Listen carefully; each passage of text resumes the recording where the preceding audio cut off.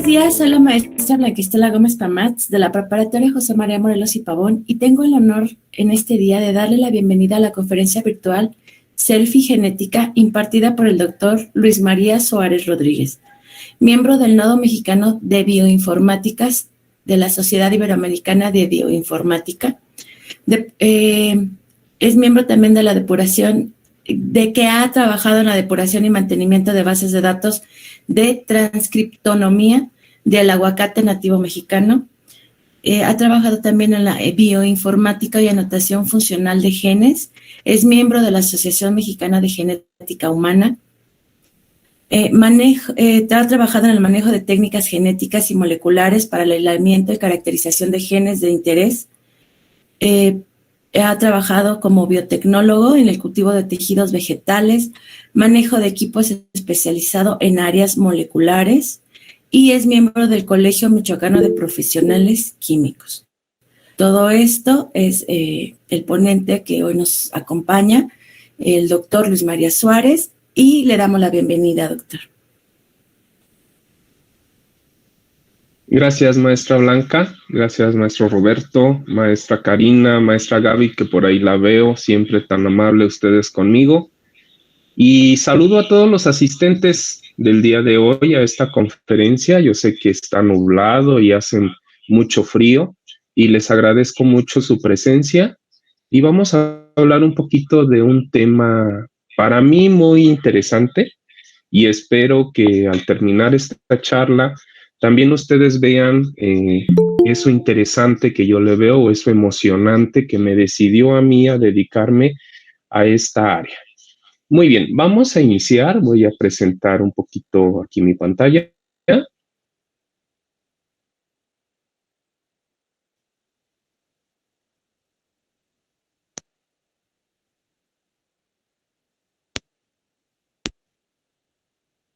Y bueno, agradezco como siempre a la preparatoria Melchor Ocampo y al grupo Perfiles y en especial a este coloquio Formar Incluir, que nos trae charlas tan interesantes cada fin de semana. Y pues bueno, el día de hoy me tocó a mí estar aquí con ustedes y hablarles de un tema que yo titulé la selfie genética. Por ahí, maestro, no sé, vi que está desactivado el chat, no sé si se puede activar también, que me gustaría con todos los asistentes el día de hoy respecto a qué vamos a ver el día de hoy o qué vamos a hacer el día de hoy. No nada más quiero que estemos escuchando o aburriéndonos un poco. Por lo tanto, ¿qué voy a hacer? Voy a hacer primero presentar. ¿Qué voy a presentar? Temas nuevos, tal vez temas que ustedes nunca habían escuchado o temas que han escuchado, pero a lo mejor todavía no quedan un poco claros y vamos a esperar que el día de hoy queden un poquito más claros. Vamos a reflexionar. Vamos a hacer ejercicios y preguntas individuales. Cada quien a lo largo de la charla vamos a estar reflexionando y haciendo una pregunta de manera individual y algunas de ellas las vamos a interactuar, las vamos a dar a conocer con todos los demás que estamos en el día de hoy y en esta mañana. Vamos a dar a conocer esas ideas. Y finalmente vamos a aprender palabras nuevas. Vamos a aprender palabras nuevas que de repente son difíciles de pronunciar, pero que en sí esta palabra tiene un gran sentido o una gran aplicación. Primeramente, ¿qué es una selfie? ¿Cómo podrían definir ustedes qué es una selfie?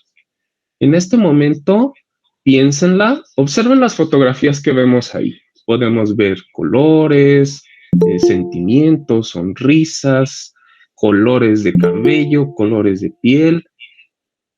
Y quiero que reflexionen qué es para ustedes una selfie. En una palabra, ¿qué características los deja ver? ¿Qué información podrían saber de una persona? ¿O qué es lo que está haciendo? Si es así, les voy a pedir entonces que desde su chat ingresen y en una palabra díganme qué es para ustedes una selfie o qué información me da. El vínculo ya está en este momento en su chat, entonces por favor ingresen. Vamos a jugar un poquito.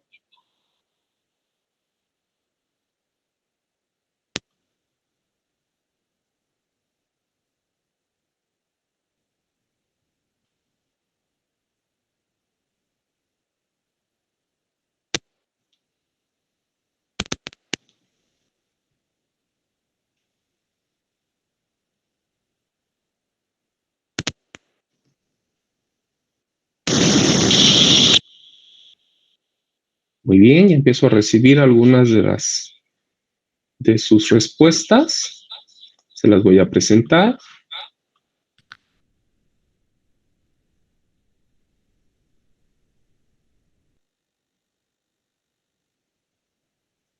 Muy bien, y empiezo a verlos. Por ahí dice una foto de algo, una imagen propia, yo mismo, una foto horizontal.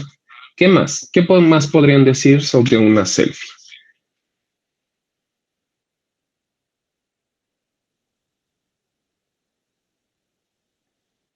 ¿Algún sentimiento? ¿Algún color? ¿Qué más?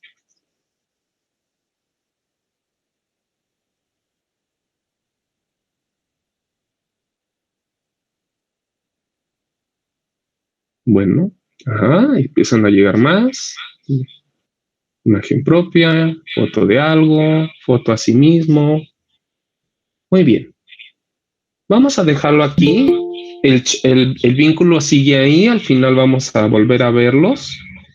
Y quiero que vean si ese concepto original que ustedes tenían les puede servir para dar una definición diferente a la que tuvieron en este momento.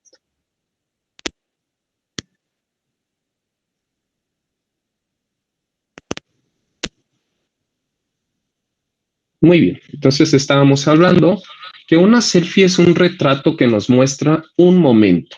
Si ustedes se han dado cuenta, cada que ustedes se hacen una selfie o que se toman una selfie, pueden observar que están haciendo una actividad. A veces la actividad se puede ver o a veces la actividad no se puede ver. Sin embargo, es un momento. Si están tristes, si están enojados, si están felices, si están preocupados, todo eso lo podemos observar en una selfie. Vamos a hacer un ejercicio respecto a una selfie de Cecilia. En la selfie de Cecilia podríamos decir que podemos tener una gran cantidad de información, como su edad, posiblemente podemos inferirla, su género, si estudia, si trabaja, en dónde vive, cuál es su comida favorita, si tiene hobbies. Y además información que a lo mejor por la forma en la que está tomada la selfie nos puede decir si está enferma, sana, deprimida, feliz, tiene alguna discapacidad o incluso pensarían ustedes que tuviera una alergia. Sin embargo, en una selfie ustedes podrían saber a quién se parece o qué tanto se algo al selfie. Estamos hablando de Cecilia, una bacteria. Porque si no fijan esto de Bacti, les presento a Bacti en la pantalla. La selfie de Bacti podría ser también se encuentra beta, si esto también lo pudiéramos llevar a una selfie celular, nosotros podríamos saber cuántos tipos de tejidos diferentes están presentes en esta fotografía o en esta imagen inicial, siendo así que cada una de estas células puede tener una cara diferente. Si ustedes lo observan en la imagen, podemos ver células alargadas, células con alguna especie de bracitos, células muy pequeñitas, células que ya no tienen núcleo o células muy, muy alargadas como los del músculo. Pero yo les diría, ¿creen que estas o ustedes piensan que estas células tienen la misma información? Esto es, cuando yo tomo una selfie de ellas, ¿estaría viendo la misma información en cada una de ellas? ¿O qué es lo que estaría observando? Se dice que alrededor de todas las células que nosotros conocemos o las células que forman un cuerpo de un ser vivo, tienen alrededor de 3 gigabytes de información. Entonces, ¿por qué son diferentes? Vamos a jugar nuevamente y ahora les voy a pedir que en una palabra me digan quién o qué creen ustedes que está regulando la información.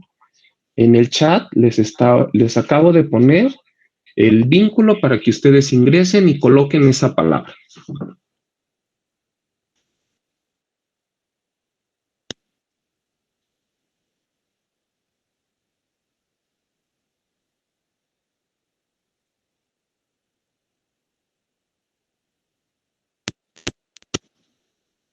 Muy bien, ya estoy recibiendo.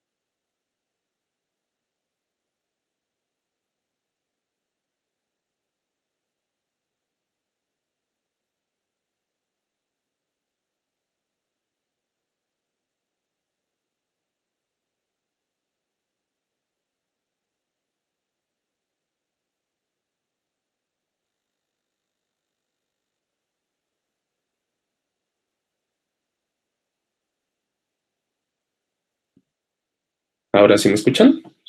Muy bien. Sí. Les digo, bueno, tengo 2 palabras, ADN y Michelle Alejandra. Ahorita vamos a ver que Michelle nos diga cómo controla esta información ella. ¿Alguien más?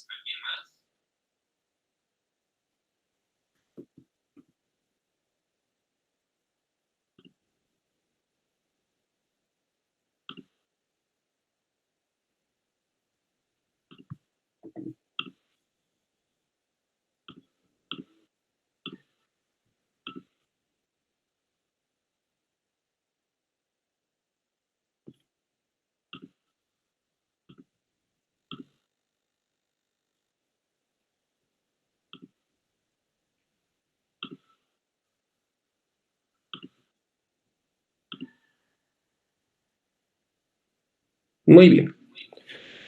Entonces, Michelle Alejandra dijo que ella regula la información.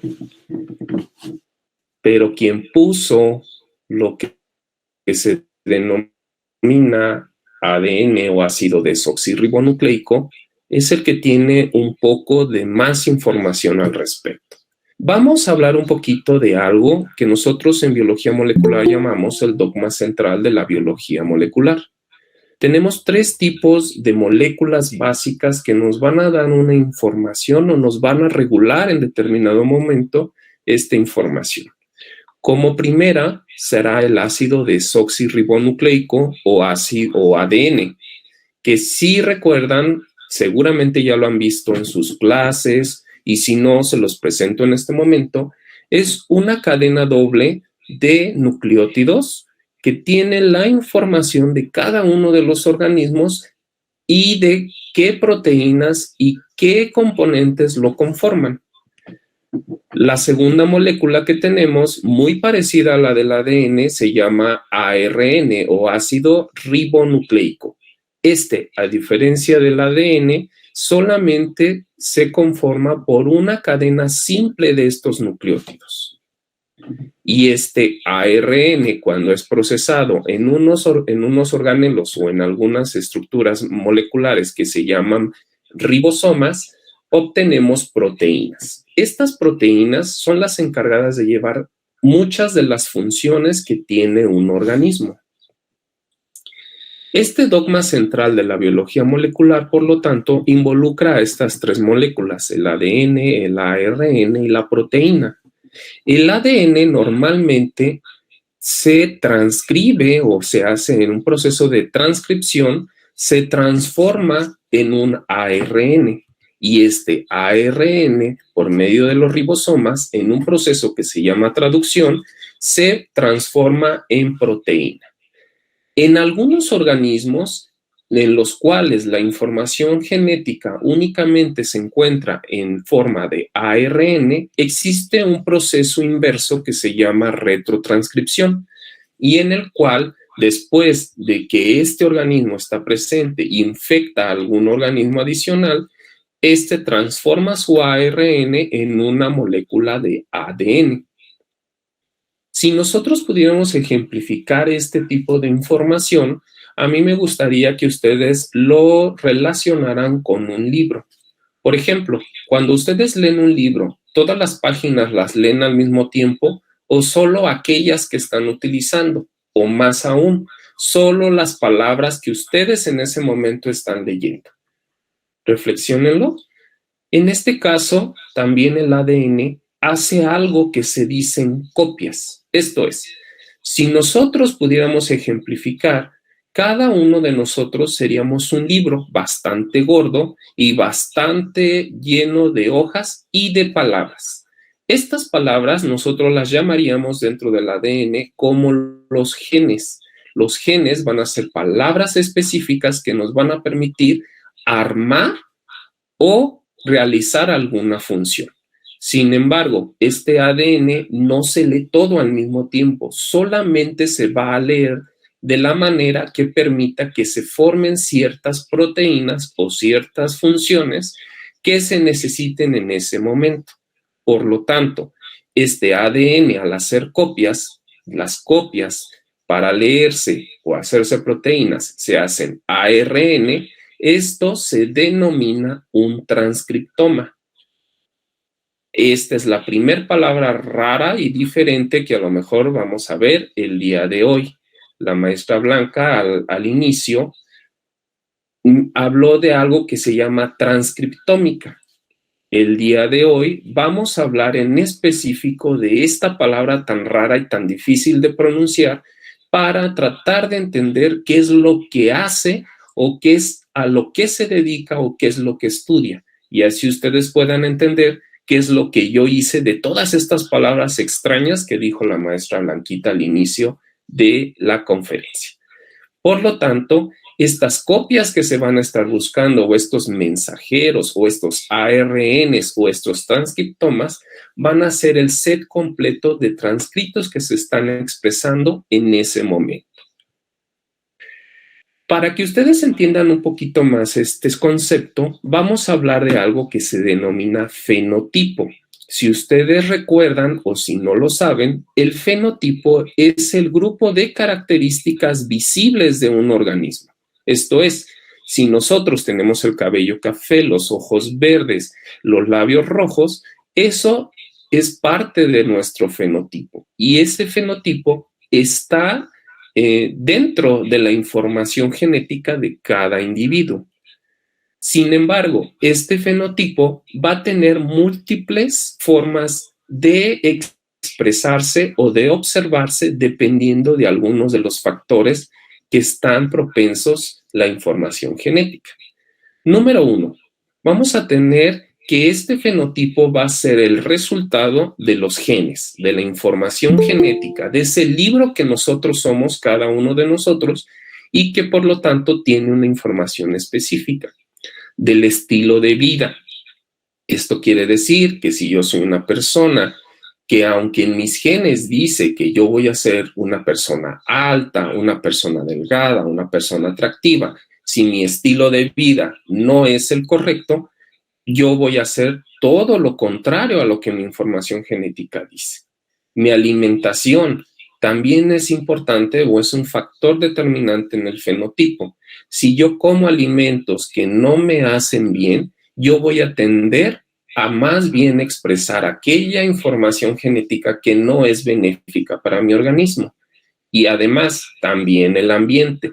Si yo vivo en un ambiente donde mi color de piel no es favorable, pues también voy a tener repercusiones que incluso pueden llegar a ser una enfermedad. ¿Quién estudia esto de los transcriptomas? ¿Quién estudia esto de los transcritos? Pues, como lo dice el nombre, una disciplina que se llama transcriptómica y de la cual yo también soy parte de los que estudian este transcriptoma. Aquí lo que uno busca es estudiar el patrón de expresión génica de un organismo en una condición en específico. Puede ser que de las anteriores que yo les mencionaba, a mí me interesa saber el efecto que tienen ciertos alimentos o ciertos nutrimentos en una expresión genética hacia algo que lleve a una enfermedad o a una cuestión terapéutica para sanar a esa enfermedad. ¿Qué es lo que va a buscar, por lo tanto, la transcriptómica? Como número 1, la estructura. Estructura de los genes. ¿Cómo están formados los genes? ¿Qué partes tienen los genes? ¿Qué elementos regulan estos genes? La lectura. La lectura que es resumida de la función. Esas palabras que se encuentran en ese gran libro que me dan una función específica y que, por lo tanto, a mí me interesa para poderlas monitorear. Y la comparación. La comparación puede ser la expresión de un gen o más dentro de una célula u otras más. Esto es, a pesar de que todas las células tienen la misma información, ¿por qué entonces cada una es tan diferente? Seguramente tiene que ver con la expresión de uno o de alguno de sus genes. Aquí es importante que otro punto o otro concepto que ustedes recuerden el día de hoy sea el de transcrito. Transcrito es el producto de la transcripción de un gen y se va a representar o se va a decir de manera más simple como un ARN. Vamos a recordar entonces lo que yo ya les mencioné. El 100% de la información que tiene un organismo son alrededor de 3 gigabytes de información.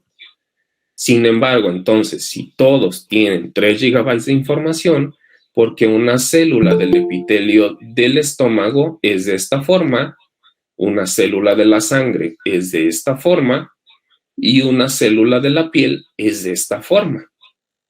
Pues curiosamente, va a ser respecto a la cantidad de los genes que se están expresando en ese momento. Se habla que alrededor de 20,000 genes se están expresando de manera continua en cada una de las células al mismo tiempo. Pero también alrededor de otros 20,000 genes se están expresando de una manera en que regulan a los otros 20,000. Y aquí es importante conocer estos términos. Unos van a ser genes codificantes y otros van a ser genes no codificantes. ¿Cuántos ARNs entonces hay en un transcriptoma? Nosotros decimos, pues nada más es ARN, porque entonces ahora me habla de codificantes y de no codificantes. En un ARN total, nosotros vamos a tener dos tipos de ARNs. Los ARNs codificantes, que van a ser alrededor del 4%, y que se denominan ARNs mensajeros. Estos ARNs mensajeros son los que potencialmente se van a convertir en una proteína y por lo tanto van a llevar a cabo una función. Sin embargo, durante mucho tiempo también se supo de la información de que había un ARN no codificante y que este es alrededor del 96% del total de los ARNs que existen en un organismo o en una célula. Pero estos ARNs se dividen en 3 principales. El ARN ribosomal, que es el mayoritario y es alrededor del 80%, y que lleva a cabo una función estructural. Esta función estructural, yo les hablé de un organelo que se llama ribosoma y que es el encargado de encontrar o de reconocer al ARN mensajero que se va a hacer proteína y que por lo tanto lo va a transformar en una cadena de aminoácidos. Este ARN ribosomal, por lo tanto, es una molécula estructural que me va a permitir hacer esta traducción. El otro es un ARN de transferencia, el cual va a tener una molécula de aminoácido en cada uno de ellos para llevar a cabo la función de la traducción. Sin embargo, existen otros ARNs que se denominan ARNs pequeños o Small Non-Code RNA y Long Non-Code RNA, esto es, pequeños RNAs no codificantes y largos RNAs no codificantes. La diferencia principal va a ser que los pequeños van a ser menores a 200 bases o nucleótidos y los grandes van a ser mayores a 200.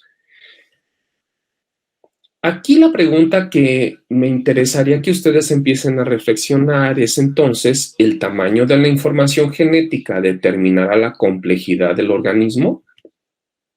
Pues esto ya se ha estudiado anteriormente, se ha observado. Los genetistas o los transcriptómicos han estado observando esta información y se han dado cuenta que realmente no hay una gran diferencia. Por ejemplo, nosotros pensaríamos que entre más complejo sea un organismo, mayor cantidad de genes puede tener.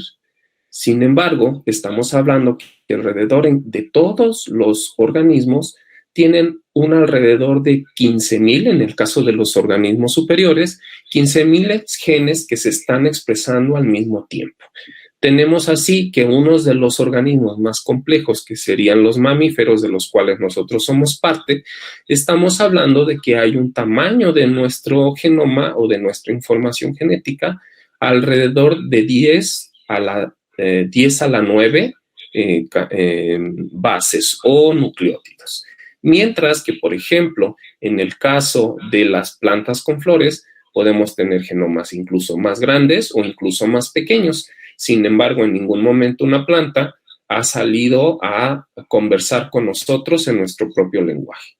Entonces, esto realmente ha dejado claro que no hay una correlación respecto a esta información. Por lo tanto, el número de genes, nosotros podríamos pensar que conforme va aumentando la complejidad del organismo, va cambiando también la cantidad de genes. Yo les hablé alrededor de 15,000, pero vamos a ver un ejemplo. Este caso, para el primer caso, sería el virus de la influenza. El virus de la influenza tiene alrededor de 11 genes.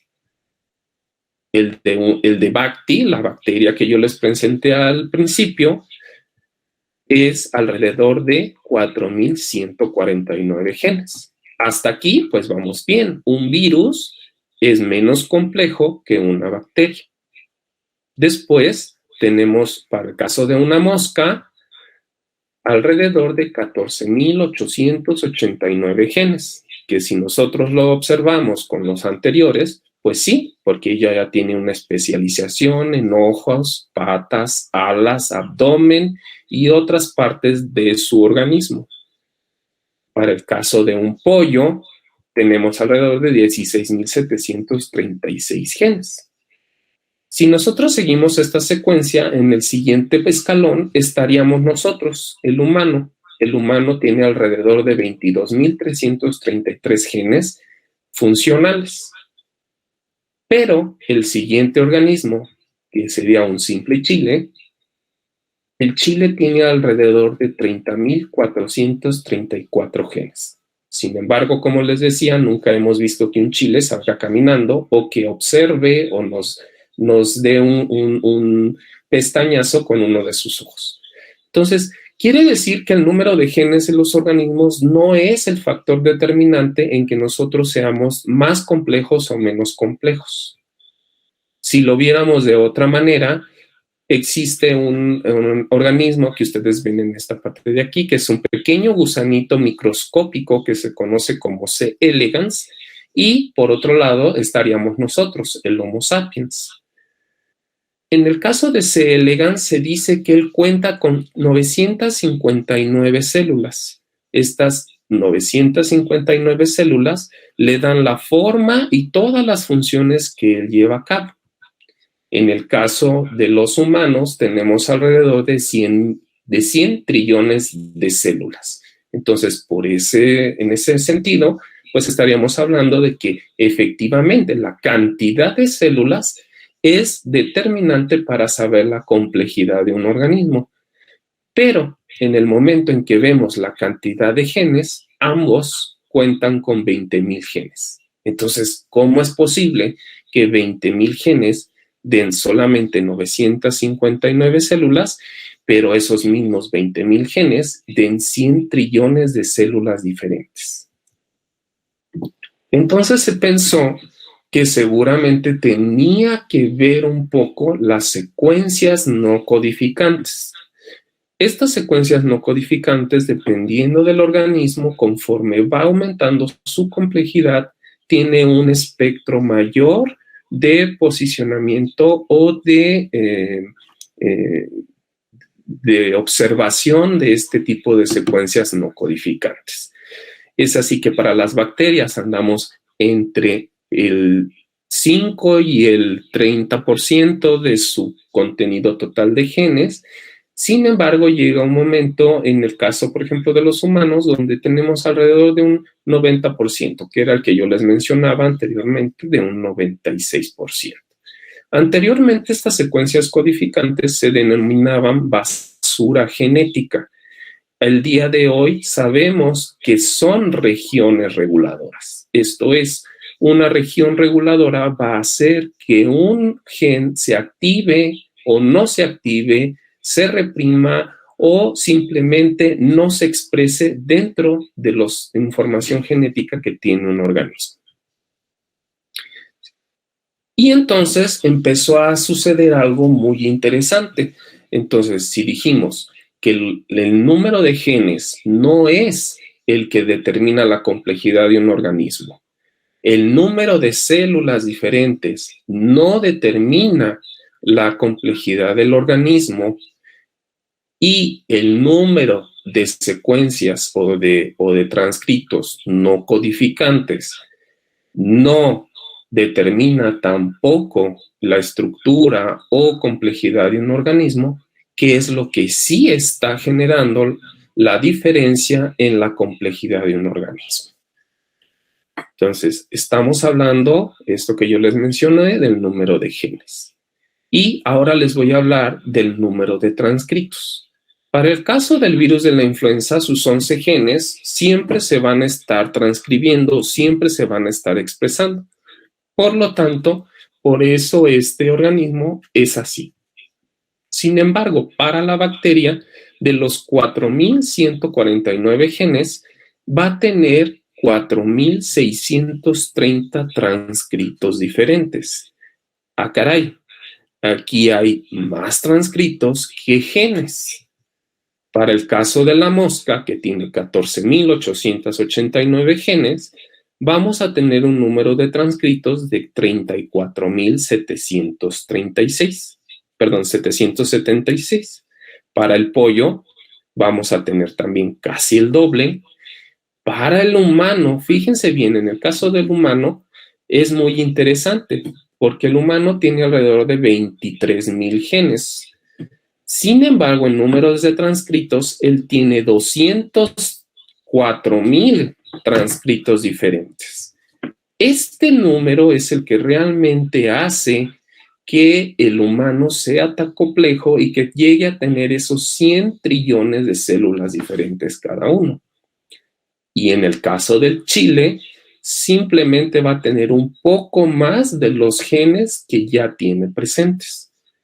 Entonces, hasta este momento se supo o se entendió un poco por qué la complejidad de un organismo es tan diferente con respecto a la cantidad de información genética que él tiene.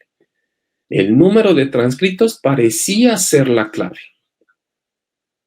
Entonces, dijeron, ¿cómo es posible que tengamos hasta 10 veces más cantidad de genes o de transcritos para que lleven a cabo tantas funciones diferentes? ¿De dónde están saliendo esos genes adicionales que pudieran ser los que están dando origen a esos transcritos?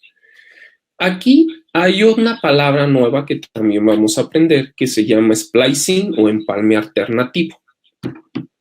El splicing es también un sinónimo de complejidad.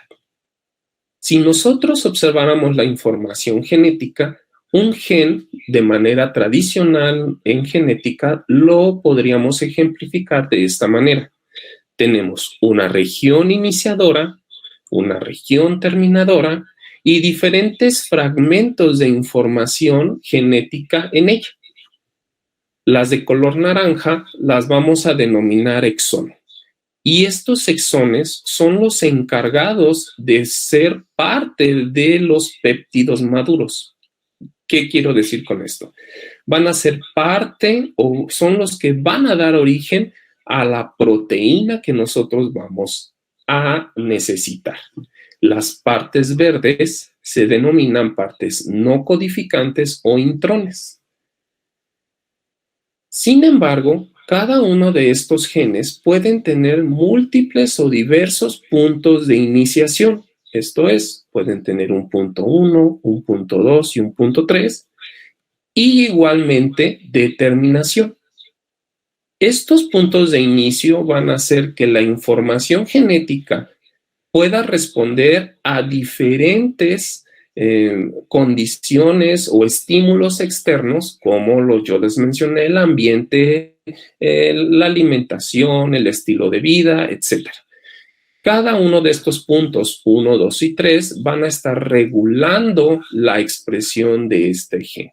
Y estas zonas de inicio y determinación normalmente no son parte funcional de la proteína final. Son partes no codificantes que ahora sabemos que son partes reguladoras. Si nosotros viéramos este mismo gen en ARN, nosotros podríamos tener los siguientes ejemplos. Si nosotros partimos de que este gen 1 lo empezamos a leer con la condición de inicio 1, podríamos tener esta información. Aquí yo ya eliminé las regiones que no son codificantes, ¿sí? Que no van a servir para la proteína final. Si ustedes observan, en el punto número 1, nuestro gen es muy parecido al que yo les estuve explicando de manera general. Sin embargo, a la hora de terminar, pues en el terminador 1 se cortaría la copia de este gen o de este transcrito. Si nosotros iniciamos en el codón 2 o en la zona 2 de la transcripción, podríamos tener también incluso un gen muy similar al primero. La diferencia entre este y este solamente va a ser el estímulo externo al cual él va a responder. Para el caso del inicio de la transcripción que sigue o el siguiente transcrito, vamos a tener algo muy similar a los anteriores. Sin embargo, solamente va a dejar de transcribirse el gen cuando tengamos una condición que podríamos denominar como condición 3. Esto quiere decir que este gen va a estar activo hasta el momento en que esta condición se presente. Sin embargo, este mismo gen, por esto que se denomina splicing, nosotros podemos tener diversas formas o funcionalidades o incluso transcritos de diferentes tamaños al gen original. Por ejemplo, en este que tenemos aquí, aunque inicia en el número 1, no posee lo denominado como el exón 2. Entonces, este es un nuevo transcrito que responde a una condición ambiental posiblemente diferente a los que están anteriores a él. Igualmente, aunque pueda suceder igual o que pueda ser muy similar, puede terminar bajo una condición número 2. Entonces, si ustedes se fijan, nosotros tenemos un gen inicial, pero este gen inicial nos está dando 5 diferentes transcritos. Eso es lo que hace que alrededor de 15,000 genes activos se puedan transformar en alrededor de 100,000 transcritos o ARNs diferentes. ¿Qué es lo que se necesita o qué es lo que se hace dentro de la transcriptómica para analizar toda esta cantidad de información? Vamos a hacer estudios in vivo, se denominan. Vamos a tener 3 tipos de estudios: in vivo, in vitro y in silico. In vivo se denomina aquella extracción de los transcritos o de la información genética que nosotros queremos obtener de cada uno de los organismos que vamos a estudiar. In vitro va a necesitar una serie de técnicas de ingeniería genética, donde actualmente la que más se utiliza es la secuenciación. Y finalmente, una etapa que se llama in silico, que va a necesitar un poder de cómputo muy, muy fuerte y muy robusto para poder llevarse a cabo. Entre mayor cantidad de información tenemos que tener herramientas o, en este caso, equipos que nos permitan analizarlos de manera rápida y eficiente. Y es por eso que nosotros utilizamos una computadora. Y aquí es algo sumamente importante hablar de otro tema adicional que también la maestra Blanca a la hora de la presentación mencionó, que se denomina bioinformática. La bioinformática es una disciplina científica que implica el uso de ciencias informáticas para recopilar, almacenar, analizar y diseminar los datos e información biológica. Esto es, esta nueva palabra de la bioinformática, cuando ustedes hablen de este tipo de ciencias o de ramas de la ciencia como las ómicas, especialmente el día de hoy de la transcriptómica, va a ser sumamente importante. Si hay alguien dentro de ustedes que les apasionan las computadoras y además la biología o los microorganismos o los organismos en general, ustedes podrían ser candidatos a ser bioinformática.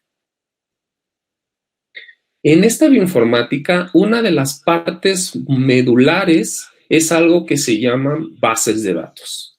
Las bases de datos se pueden dividir en 2 principales: las conocidas como repositorios y las conocidas como omics o información para las omics. Esta información puede tener estos diferentes tipos o características cada una de ellas, que sean públicas. En el caso de ambas, repositorios y omics, son bases de datos públicas que están disponibles al alcance de un vínculo de Internet. Algunas van a presentar datos sin procesar. Esto se va a dar principalmente en las bases de datos conocidas como repositorios. Ahí ustedes lo único que van a tener es una cantidad de letras impresionante. Estas cantidades de letras no van a tener ningún sentido. Esto es, si nosotros pudiéramos poner todas las letras que yo tengo en esta zona, pondríamos públicos, pero no tendría el acento. Después de la S empezaría la D, A, T, O, sin espacios ni nada. Entonces, ustedes solamente verían una cantidad de letras impresionante. En el caso de las omics, ya se hace un dato procesado. Esto es, ya se separan palabras por palabra, se ponen acentos, se ponen comas, se ponen otro tipo de cosas que nos permitan entender o leer esa información que tenemos en esa base de datos. Van a tener también en estas bases de datos algo que se denomina anotación. La anotación es una función que nosotros le estamos dando a esa palabra.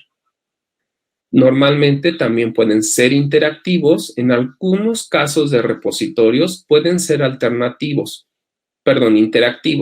pero esta interactividad no es posible que nosotros la descarguemos para hacer análisis posteriores. En el caso de los omics, sí vamos a tener esa ventaja. Y en el caso también de las omics, son bases de datos que son especializadas. Esto es, si nosotros queremos saber qué pasa en determinado órgano, por ejemplo, en el cerebro de un animal o en las hojas de una planta, nosotros podemos separar la información por esta especialización. Dentro de las bases de datos de expresión o de transcriptómica tenemos muchas actualmente. Algunas de las más interesantes y de las cuales les voy a hablar un poquito es, por ejemplo, esta, la European Nucleotide Archive, que es una base de datos que está en una base de datos suiza que se llama el MBL. Tenemos bases de datos de este lado de nuestro planeta que se llama la SRA o la Sequence Read Archive, que es una base de datos que pertenece a el Instituto del Genoma, de la Investigación en el Genoma Humano, que está en Estados Unidos. Pero también podemos tener bases de datos específicas como el Cell Atlas of Worm, que es específico para los gusanos C. elegans que yo les mencioné, o algunas otras como el Allen Institute de Brain Science, que se va a especializar en todos aquellos genes involucrados en la función cerebral. ¿Qué necesito saber adicional a esto para yo dedicarme a esto? Número 1, saber o entender el idioma inglés.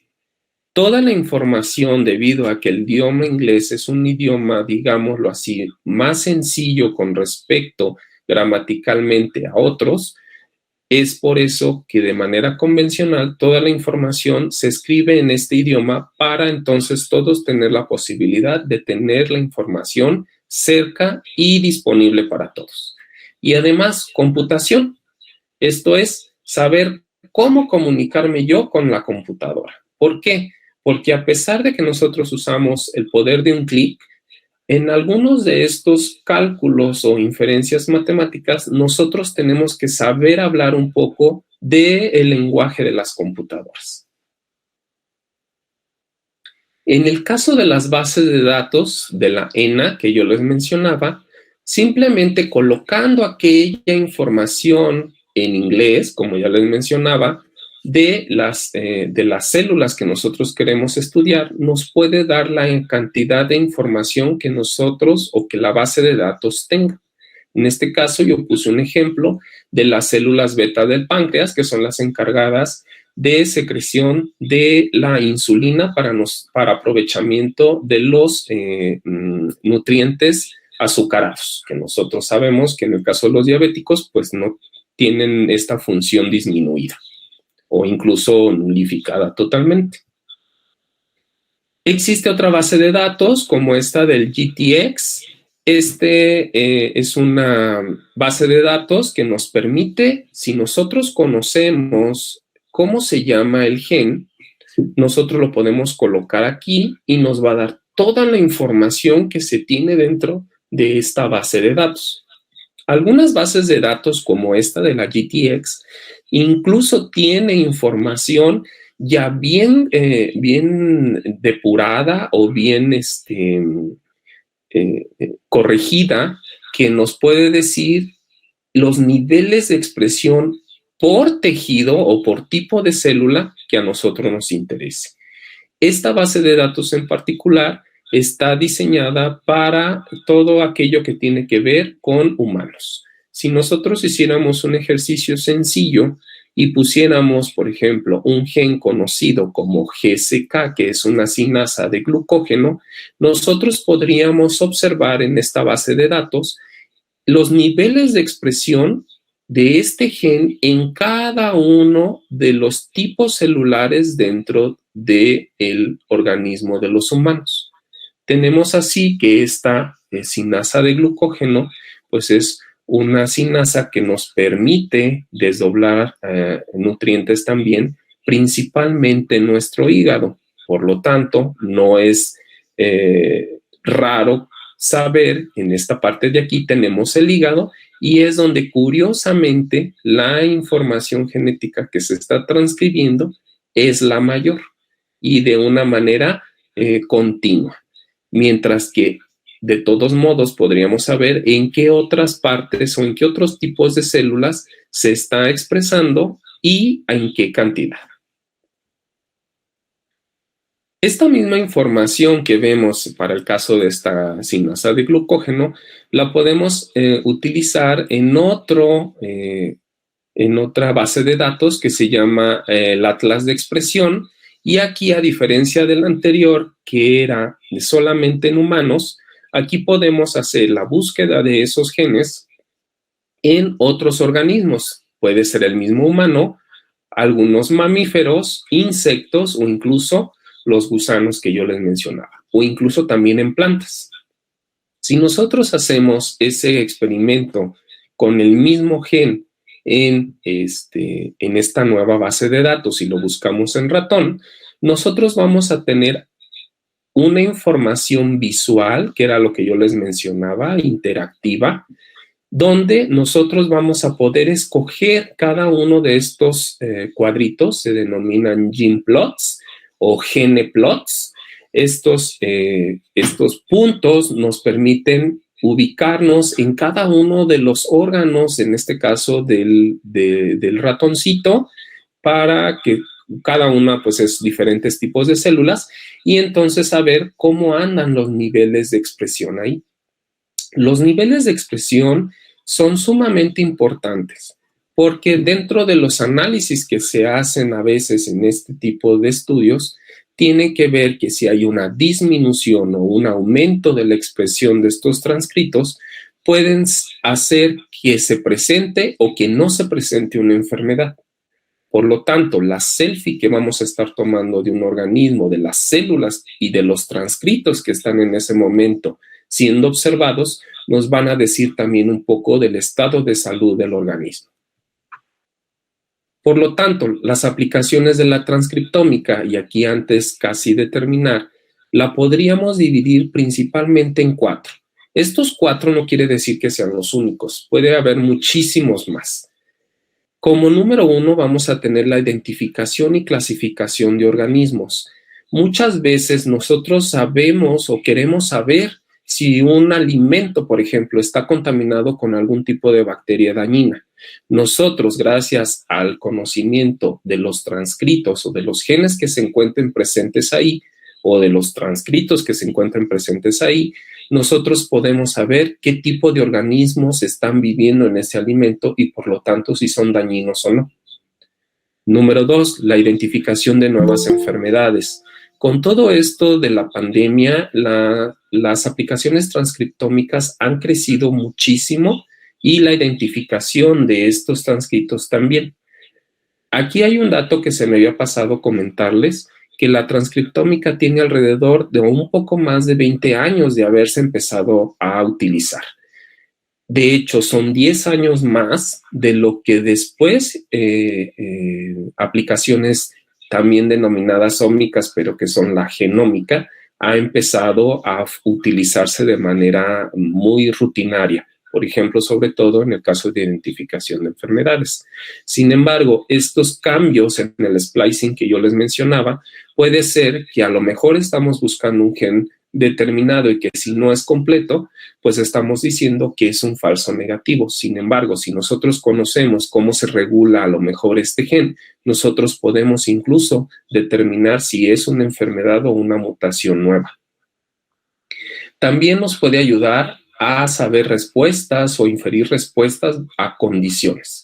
Si nosotros tenemos organismos que tienen diferentes formas de transcribir la información que tienen contenida en sus genes, podemos saber cómo pueden llegar a adaptarse a determinada condición o si pueden llegar a adaptarse a esa condición.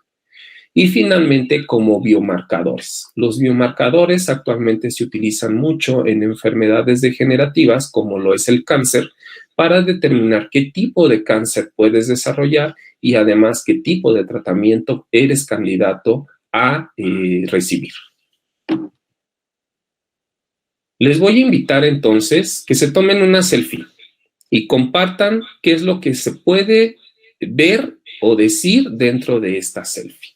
Les voy a enviar otro link y en el cual, si tienen la posibilidad, este link va a estar abierto y tómense una selfie y en esa selfie ustedes pueden decir si les gusta o no les gusta o si hay algo que ustedes pueden observar a simple vista en esta selfie. Y yo los voy a estar observando también. Y es una manera de agradecerles y de saber con quién estuve hablando el día de hoy. Me gustaría, antes de terminar, decir una frase que dice: la fotografía ayuda a la gente a ver. Esto lo dijo una fotógrafa que se llama Berenice Abbott, pero me gustaría tomarla como referencia para generar una nueva frase. La transcriptoma ayuda a ver cómo es que la gente ve. Y hasta aquí el día de hoy. Les agradezco mucho su atención. Estoy a sus órdenes. Mis formas de contacto se los dejo en la pantalla. Y si alguien tiene alguna pregunta, creo que todavía tenemos un poco de tiempo, me gustaría mucho escucharlas. Muchas gracias. Muchas gracias, doctor.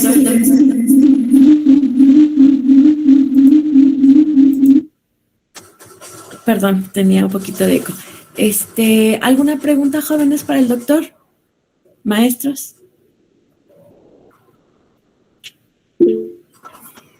Sí, doctora Gabriela.